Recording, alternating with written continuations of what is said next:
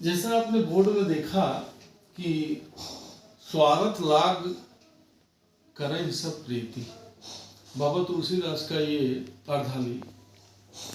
इसकी प्रथम अर्धाली क्या है, प्रथम चौपाई क्या है? सुर नर मुनि सब कहे यह रीति। सुर देवता, नर मानव समाज और मुनि जो तत्वज्ञ हैं, ऋषि हैं, चिंतक हैं, ये तीनों सब का यह रीति। सब लोग जो है, सब लोगों का रीति मतलब होता है आचरण। सभी लोगों का आचरण यही है कि वो क्या आचरण है कि स्वार्थ लाग करहि सब प्रीति। स्वार्थ के कारण ही ये सबसे प्रेम करते हैं। अर्थात बाबा ने यहाँ पे देखिए 2 बार शब्द यूज किया है, सब का यह रीति और करहि सब प्रीति। तो 2 बार सब शब्द का प्रयोग करना यह इंगित करता है कि सबसे ज्यादा जोर लोगों को सब पर देना चाहिए। मतलब कोई भी व्यक्ति ऐसा नहीं है ये संसार में, स्वर्ग के साम्राज्य में या लोक परलोक कहीं भी कोई ऐसा व्यक्ति रहने वाला नहीं है, चाहे सुर नर मुनि कीड़े मकोड़े वानस्पतिक जगत जंतु जगत, ऐसा कोई नहीं है जो स्वार्थ के कारण न आचरण करता, बिना स्वार्थ के आचरण करता। हानि अर्थात स्वार्थ ही सबका प्रेरणादायक तत्व है। अब यहाँ प्रश्न उठता है कि as a student, as a academician, आप इस चीज को कैसे व्याख्यायित करेंगे, कैसे समझेंगे? तो इसको मैं ऐसा आपके सामने इस विषय को खोल रहा हूं कि दुनिया का कोई भी एग्जाम होगा, कोई भी संभाषण होगा, कोई वाद होगा, कोई शास्त्रार्थ होगा, तो इन चीजों को हमारे अगर आपके दिमाग में है, आपके अंडरस्टैंडिंग में है, तो निश्चित तौर पे आप सफल होंगे। कैसे? मैंने कहा कि स्वार्थ लाग करे सब प्रीति, और यहाँ पे स्वार्थ और परमार्थ के बीच का थोड़ा सा अंतर आपको समझना होगा। स्वार्थ का अर्थ क्या है? स्वधन अर्थ। स्व का मतलब अपना और अर्थ का मतलब होता है हित। तो अपना हित, अपने हित के लिए जो भी किया जाए वही भावना स्वार्थ है। लेकिन और दूसरा परमार्थ आगे बता दूं कि परम जो दूसरे के लिए करे, दूसरे के हित के बारे में सोचे, वो परमार्थ है। अर्थात स्वार्थ और परमार्थ के 2 वृत्त हैं। एक चीज एकदम क्लियर हो गई अब आपको, अपने हित के लिए और दूसरों के हित के लिए। अब दूसरों में 1 2 3 5 6 है, यह विषय बुद्धिवाद और उपयोगितावाद वो अन्यथा विषय है, वो दार्शनिक चिंतन का विषय है। अभी आपको ऐसे लिखते समय कैसे इस चीज को समझा जाए, क्योंकि किसी विद्वान ने कहा है, ग्रीक दार्शनिक था, उसने कहा कि किसी भी विषय को थोड़ा सा भी मतलब सही समझ लेना ही उसका आधा उत्तर होता है। मतलब उस विषय को थोड़ा समझ लेना आधे उत्तर के बराबर होता है, तो उसको समझना जरूरी है। तो इसी क्रम में मैं इस ऐसे को खोल रहा हूं स्वार्थ के स्वरूप को बता करके। यदि आपको स्वार्थ का स्वरूप समझ में आ गया, स्वार्थ का स्कूल समझ में आ गया, उसका स्कूल ऑफ थॉट है, तो अगर ये समझ में आ गया तो निश्चित तौर पे आप इस ऐसे को किसी भी जगह सर्वश्रेष्ठ तरीके से प्रदर्शित कर सकते हैं, लिख सकते हैं। अब प्रश्न उठता है कि स्वार्थ किसके प्रति? तो सबसे पहले ये जान लीजिए कि स्वार्थ जो है वो एक प्रणाली है, एक सिस्टम है। परमार्थ क्या है? वह भी एक प्रणाली है, एक सिस्टम है। तो स्वार्थ और परार्थ दोनों एक प्रणाली के रूप में जीवन में उपयोग में आते हैं। स्वार्थ का कार्य क्षेत्र क्या है? स्वार्थ में कौन कौन तत्व शामिल होते हैं, इसकी थोड़ी सी बृहद व्याख्या करने के बाद ही आपको ये चीज समझ में आएगी।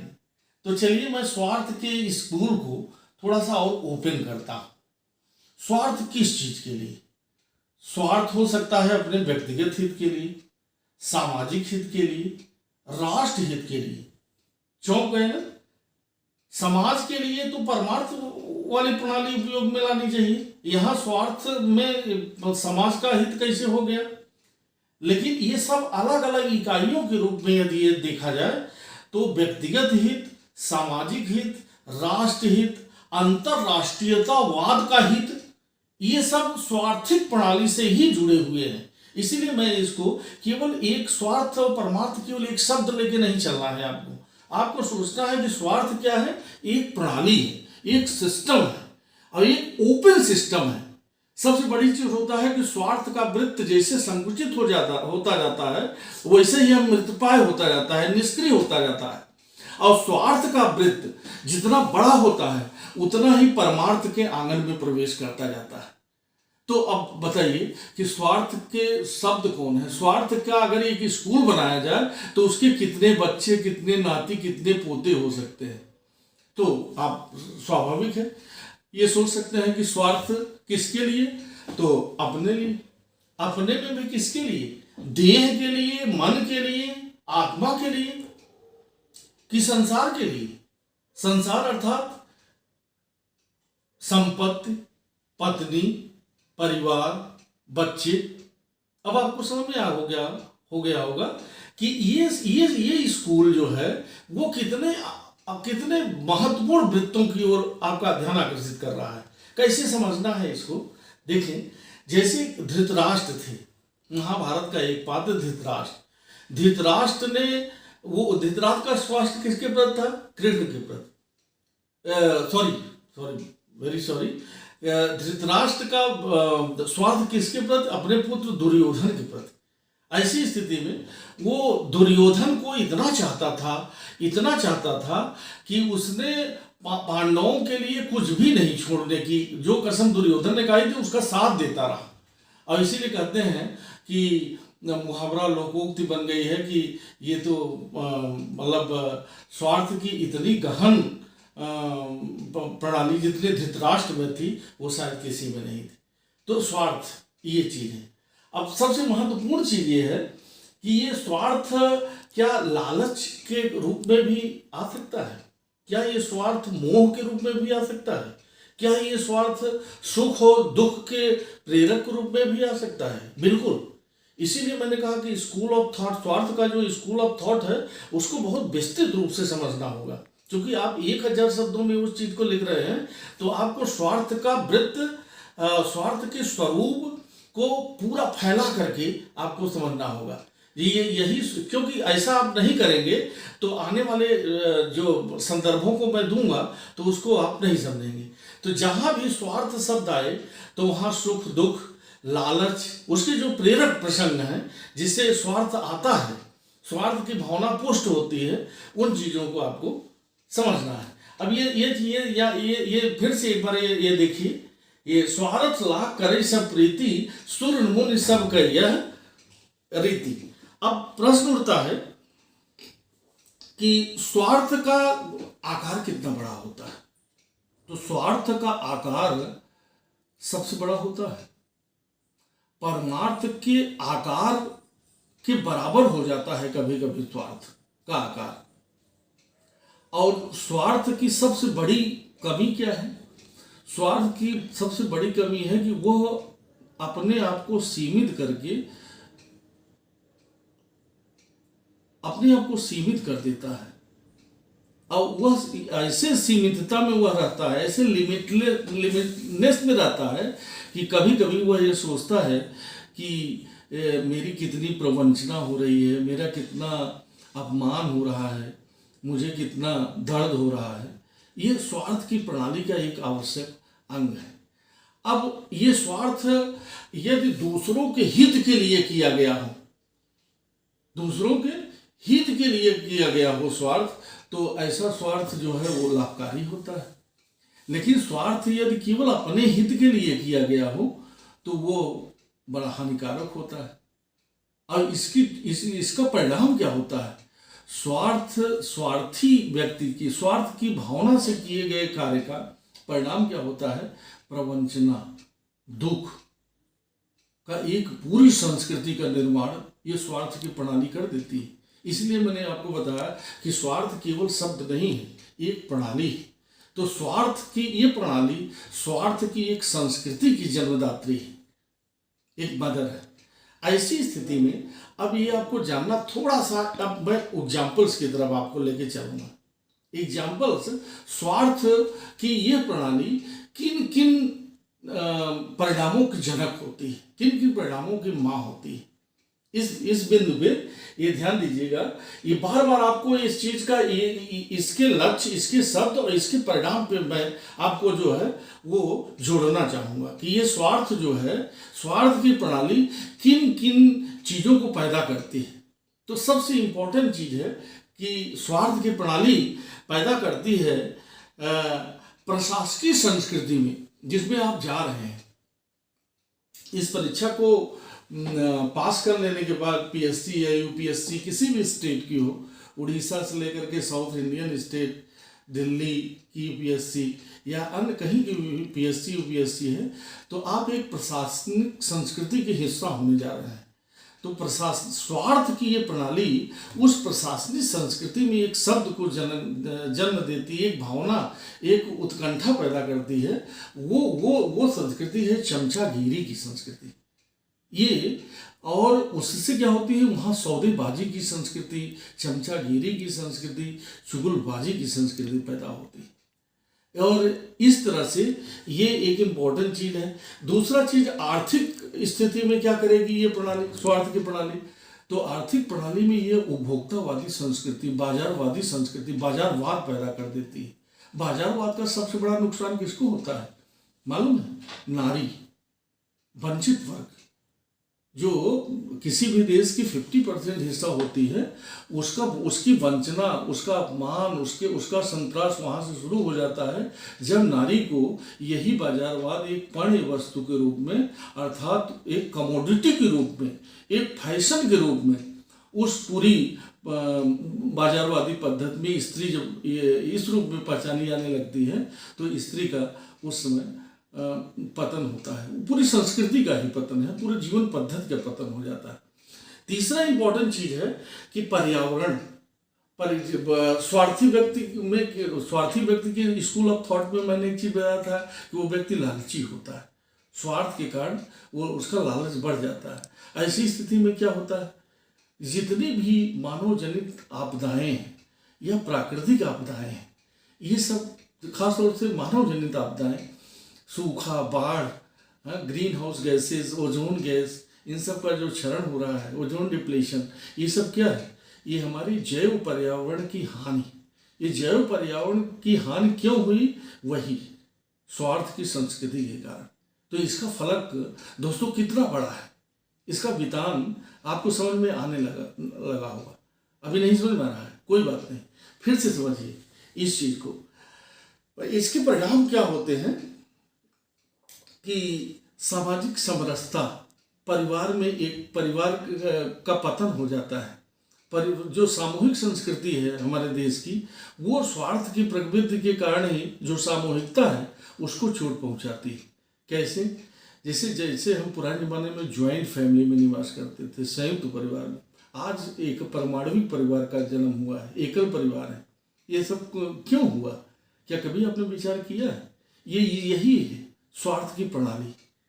ये स्वार्थ की प्रणाली ज्वाइंट परिवार को एक एकल परिवार में बदल रही है। सामाजिक समरसता की कमी हो रही है, असहिष्णुता में वृद्धि हो रही है। ये सब क्यों हो रहा है? स्वार्थ, केवल और स्वार्थ और उसके नाती पोते, उसके शब्द, उसके अन्य बच्चे, जैसे लालच, घृणा, द्वेष, ये सब एक ही कुल के शब्द हैं। तो स्वार्थ जो है बहुत इंपॉर्टेंट शब्द है। वो तो दादा है, परदादा है, उसके नाती, नातनियाँ, पोते, ये सब क्या है? लालच, सुख की आकांक्षा, दुख की आकांक्षा, ये सब क्या है? इसी के तमाम रूप हैं। घृणा, अपनत्व, ममत्व, दार्शनिक निबंधों में आप जब भी पढ़ते होंगे अपनत्व, ममत्व के संदर्भ में, कि ये अटैचमेंट, ये संसार से प्रेम स्वार्थ के कारण। और ऐसा करके वो आपकी सामाजिक पूरी की पूरी सामाजिक संरचना को, सामाजिक समरसता को एक नए विभत्स रूप में, एक कह सकते हैं कि एक अनुदारवादी रूप में प्रदर्शित कर देता है। लिबरलिज्म नहीं रहता वहाँ पे, ये पूरी आपकी जो लोकतांत्रिक प्रणाली है, ये जो धर्मनिरपेक्ष प्रणाली है, ये स्वार्थ की प्रणाली से अगर जुड़ जाए तो इसको चट होने में, इसको समाप्त होने में बहुत ज़्यादा समय नहीं लगेगा। अभी भी नहीं समझे। एक और उदाहरण देना चाहूँगा कि हमारी पूरी की पूरी स्वार्थ की प्रणाली को थोड़ा सा और अच्छे ढंग से समझाने के लिए मैं बताऊँगा कि डिप्लोमेटिक दृष्टि को आप समझते होंगे। एक राष्ट्र के साथ दूसरे राष्ट्र का संबंध में, तो राष्ट्र का भी अपना स्वार्थ होता है। राष्ट्र का भी अपना एक स्वार्थ होता है। कैसे? वो राष्ट्र अपने हित के लिए, क्योंकि स्वार्थ का हमने भावार्थ ही आपको बताया था, अपने हित के लिए। तो एक राष्ट्र का नायक, राष्ट्र का अध्यक्ष, चाहे वो राष्ट्रपति प्रणाली में राष्ट्रपति हो, संसदीय प्रणाली में प्रधानमंत्री हो, तो एक राष्ट्र दूसरे राष्ट्र से जब सौदेबाजी करता है, जब बातचीत करता है, तो वो उस डिप्लोमेटिक विजन को रखता है। और वो कौन सी प्रणाली से आप्लावित है या समझने योग्य है? वो है आपकी स्वार्थ की प्रणाली। उसमें परमार्थ की प्रणाली नहीं होती है। हर राष्ट्र, अमेरिका को मालूम है आपको कि उसको पक्का सौदेबाज कहा जाता है। भारत को मालूम है सांस्कृतिक रूप से वैश्विक गुरु कहा जाता है। ऐसा क्यों कहा जाता है? ऐसा उनकी एक खास कैरेक्टरिस्टिक्स बन गई हुई है। रसिया ने जैसे यूक्रेन पे आक्रमण किया, तो क्या रसिया ने यूक्रेन पे आक्रमण किया तो यूरोप में ये जो घटना घटी, इसका डिप्लोमेटिक अर्थ क्या आपने समझा है? तमाम ऐसे देश हैं जो यूएनएससी, संयुक्त राष्ट्र सुरक्षा परिषद में जब वोटिंग की स्थिति आती है, जनरल असेंबली में वोटिंग की स्थिति आती है, तो वो न तो रसिया का साथ खुल के देते हैं और न तो यूक्रेन का साथ देते हैं। ये अनिर्णायक तटस्थतावाद का जनक है स्वार्थ की प्रणाली। अब आप और अच्छे ढंग से समझिए कि भारत किसका साथ देता है ऐसी स्थिति में? आपने देखा होगा कभी कभी वोटिंग से बाइकआउट कर देना, या ताइवान के संदर्भ में अमेरिका का खुल करके स्वीकार करना और अन्य तमाम देशों का चाइना से दुश्मनी न होने पाए तो उससे वो करना। तो ये भी उस देश के प्रति, राष्ट्र के प्रति का जो स्वार्थ है वो वहाँ पे झलकता है। लेकिन ये चूंकि स्वार्थ की प्रणाली पे हम चर्चा कर रहे हैं, इसलिए इसका वितान यहाँ तक जाता है। मतलब कहने का मतलब है कि स्वार्थ की प्रणाली व्यक्तिगत, सामाजिक और राष्ट्रीय स्तर पे ये कैसे गेम खेलती है। अब अच्छा चलिए ये बताइए कि स्वार्थ जो है कि ये प्रणाली केवल हानिकारक है कि कभी कभी आपको लगता है कि ये स्वार्थ की प्रणाली कभी कभी लाभदायक भी है? बिल्कुल, यही निबंध है। निबंध बंधन को तोड़ना, नहीं बंध को तोड़ना। अब आपको बंध को तोड़ना है। अभी तक आपको स्वार्थ केवल एक बुराई के रूप में प्रतीत हो रहा है। उसके परिणामों से ऐसा लग रहा है कि स्वार्थ बहुत गंदी चीज है, बहुत बेकार चीज है, इसका कोई महत्व नहीं है। लेकिन जीवन में जो भी प्रणाली है वह कुछ न कुछ उसकी उपादेयता होती है, उसकी डिमांड होती है। इसीलिए अब मैं फिर से ये प्रीति शब्द और स्वार्थ और परमार्थ के क्रम में मैं आपको बताना चाहूँगा कि क्या आपने ये देखा होगा कि स्वार्थ की ये प्रणाली हमारे मानव जीवन में लाभदायक कैसे? तो मैं केवल 4 एग्जाम्पल आपका दूंगा और इस 4 उदाहरणों से आप अच्छे ढंग से स्वार्थ की इस प्रणाली के लाभदायक मूल्यों के संदर्भ में अपने मन मस्तिष्क में अंकित करिए और इसको समझिए। कैसे? चिंतन आपका यहाँ से शुरू होता है। आपने देखा होगा कि G20, G7, एपेक राष्ट्र, ओपेक राष्ट्र, इनका एक समूह बना हुआ है। G7 है, सार्क है, साउथ एशिया के संदर्भ में 8 देशों का ये संगठन है। तो अब आप ये बताइए कि ये इनके जो देशीय हित होते हैं, क्षेत्रीय हित होते हैं, उनके आर्थिक और राजनीतिक और सामाजिक बचाव के लिए, उनकी सुरक्षा के लिए बनाए हुए संगठन है। तो मैंने बताया था कि स्वार्थ एक दुधारी तलवार है। इसकी अच्छाई है तो इसकी बुराई। इसकी अच्छाई यही है G7 देशों का, सार्क देशों का एक क्षेत्रीय हितों की दृष्टि से बनाए गए संगठन। ये इसमें जो है ये स्वार्थ की प्रणाली का ये सकारात्मक पक्ष है, विधायक पक्ष है। अगर स्वार्थ की ये प्रणाली ना होती तो ये स्वार्थ की प्रणाली नुकसान कर जाती। केवल नुकसान ही नुकसान नहीं, यहाँ पे हम उसके लाभदायक तत्व भी बताएंगे।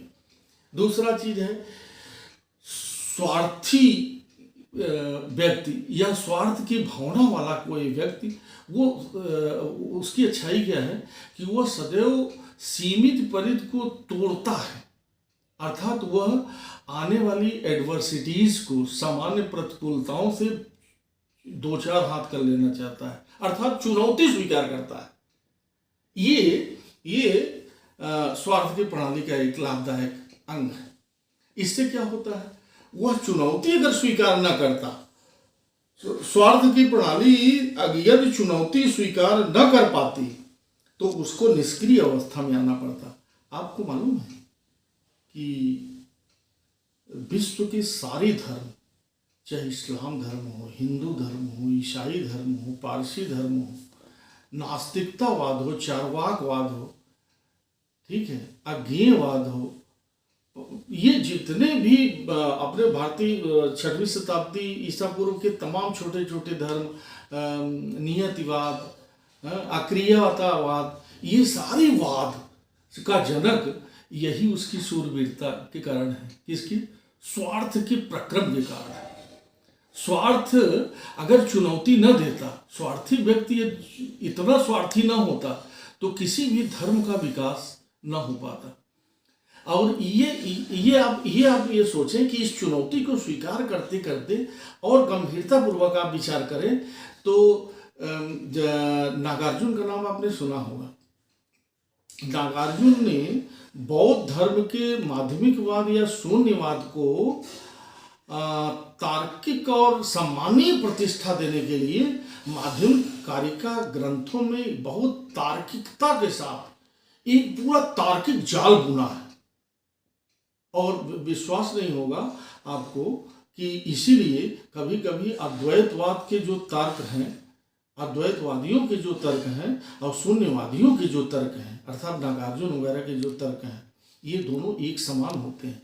इसीलिए शंकराचार्य को कभी कभी छुपा हुआ बौद्ध कहा जाता है। तो सारी तार्किक प्रणालियाँ केवल स्वार्थ के प्रेम के कारण हुई है। ये बहुत समझना जरूरी है। केवल धर्म के बाह्य अंगों के बारे में न जाइएगा कि वो सबके परमार्थ के लिए आए हैं, नहीं। ये तार्किक प्रणालियां किसी स्वार्थ के कारण आई हैं। वो कौन सा स्वार्थ है? उस धर्म की प्रतिष्ठा के लिए, उसकी विजय गाथा के लिए, उसकी गौरव के लिए। और ये सारा जो विश्व में जितने भी बलिष्ठ गौरवशाली जीवन गाथाएं हैं जो औदार्य से, उदारता से भरी पड़ी हैं, चाहे वो कर्ण का जीवन हो, भीष्म पितामह का जीवन हो, कृष्ण का जीवन हो, अपने आदिकाल के तमाम जो कवियों के जीवन हो या उनके आश्रित राजाओं के जीवन हो, ये सब क्या है? ये उनकी शौर्य गाथा, विजय गाथा किसी न किसी स्वार्थ की प्रणाली के किसी न किसी अंग या तत्व के कारण है। दूसरा इम्पोर्टेंट है, अब मैं थोड़ा सा व्यक्ति समाज से लेकर के एक स्वार्थ का सबसे उच्चतम स्वरूप दिखाना चाहता हूँ। वो स्वार्थ प्रणाली का लाभ जो राष्ट्रवाद है। राष्ट्रवाद क्या है? स्वार्थ, व्यक्ति के हित, समाज हित के ऊपर जाकर के जब वर्गवाद, धर्म, संप्रदाय इससे उठ करके जब आदमी केवल एक राष्ट्र के बारे में सोचता है तो राष्ट्रवाद कहलाता है। ये राष्ट्रवाद जो है अपने राष्ट्र के प्रति का स्वार्थ है। और ये राष्ट्रवाद किसका दुश्मन है मालूम है? ये राष्ट्रवाद दुश्मन है किसका? उपनिवेशवाद का। ये राष्ट्रवाद दुश्मन किसका है? साम्राज्यवाद का। इस तरह से ये साम्राज्यवादी शक्तियां और उपनिवेशवादी शक्तियों का नाशवाद, ये उनका नाश, ये राष्ट्रवाद की स्वार्थ की लाभदायक प्रणाली के तहत हुआ है। अब निश्चित तौर पे आपका वितान और बढ़ा होगा। और इसका क्षेत्र विस्तृत करने के लिए मैं एक उदाहरण और आपको देना चाहूँगा, शुद्धलाल बहुगुणा जी का। मदर टेरेसा जी का, गांधी जी का, इनके प्रति एक जुनून था, किसी न किसी सिद्धांत के प्रति, सत्य अहिंसा के सिद्धांत के प्रति। सत्य अहिंसा के सिद्धांत का जो ये अपनावाद है, मार्क्सवाद का, चेतना के प्रति नहीं, पदार्थ के प्रति, ये मार्क्सवादियों का। तो ये वाद निश्चित तौर पे ये संकीर्ण है अपने अपने स्वरूप में, लेकिन इनकी जो लॉजिक है, इनका जो लॉजिक सिस्टम है, उस पे मैं चर्चा करना चाहता हूँ। ऐसा ना सोचिएगा कि गांधी जी का उदाहरण दे दिया तो मैं यहाँ पे परमार्थ की बातें के अनुकूल बात कहना चाहिए, ऐसा नहीं है। स्वार्थ की प्रणाली के लाभदायक तत्वों में बताइए, किसी न किसी के प्रति आग्रह, किसी सिद्धांत के प्रति भी स्वार्थी हो सकता है व्यक्ति। मार्क्सवाद चेतना के प्रति नहीं बल्कि पदार्थों के प्रति। तो गांधीवाद और मार्क्सवाद का यही अंतर है। वो चेतनावादी हेगल और मार्क्सवाद का यही भी बात था। अन्य चीजों में वो समानता होते हुए भी हेगल कहता था कि ये सारा संसार जो है चेतना का विस्तार है, इसलिए सत्य ही चित है, विवेक ही चित है, सत्य ही चित है, चित ही सत्य है, उन्होंने कहा। लेकिन मार्क्स ने कहा नहीं, ऐसा नहीं। उनके उन सारे सिद्धांतों को, सारे लॉजिक को मानते हुए भी वो कहता है कि पदार्थ ही सत्य है, और इस तरह से अन्य प्रणालियों का वो विरोध करता है। लेकिन वो अपने सिद्धांत के प्रति बड़ा आग्रही है। ये भी एक स्वार्थ का स्वरूप है। बहरहाल 1980-70 के दशक में आपने देखा कि नारीवाद का जन्म हुआ। ये नारीवाद में किस चीज पे आग्रह है? नारी के प्रति, नारी अपनी आस्था, अपने देह के प्रति, अपने मन के प्रति वो आजाद होना चाहती है। वो किसी प्रकार का किसी की बैसाखी बन के नहीं रहना चाहती। वो सखा के रूप में वो अपने आप को दिखाती है कि हम पुरुष और स्त्री दोनों एक ही रथ के दो पहिए हैं। इसलिए, लेकिन वो ये भी कहती है कि हम दैहिक रूप से और मानसिक रूप से अपनी इच्छा के प्रति स्वतंत्रता है। तो इन वादों का जन्म, नारीवाद का जन्म, मार्क्सवाद का जन्म, ये सब ये स्वार्थ की प्रणाली का लाभदायक तत्व है। अच्छा, मैंने आपको बार बार बताया है कि अगर स्वार्थ का आचरण न होता तो वो निष्क्रियता की तरफ मनुष्य बढ़ सकता था।